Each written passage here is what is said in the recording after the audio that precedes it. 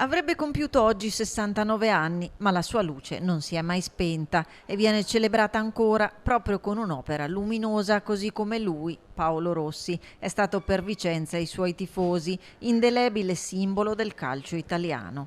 Installazione dell'artista Marco Lodola per celebrare Pablito, il campione che fece sognare l'Italia nel 1982, installazione che a Vicenza celebra il legame indissolubile e la riconoscenza tra la città e Pablito. Solo lo scorso anno gli era infatti stato dedicato il murale gigante che domina la zona del quadrilatero. E abbiamo voluto ricordare la figura di Paolo Rossi, che è una figura molto amata in città, non solo per la parte calcistica ma anche e soprattutto per la parte umana. Tantissimi cittadini si ricorderanno quella foto simbolica di Paolo Rossi che in bicicletta attraversa Piazza dei Signori, no? Perché Paolo Rossi è una figura molto amata e si faceva molto amare. Quindi per qualche settimana ci sarà questa scultura di Lodola a Palazzo Trissino, nella sede, nella casa del comune, e quindi tutti i cittadini potranno venire a visitarla e a rendere omaggio al campione Paolo Rossi.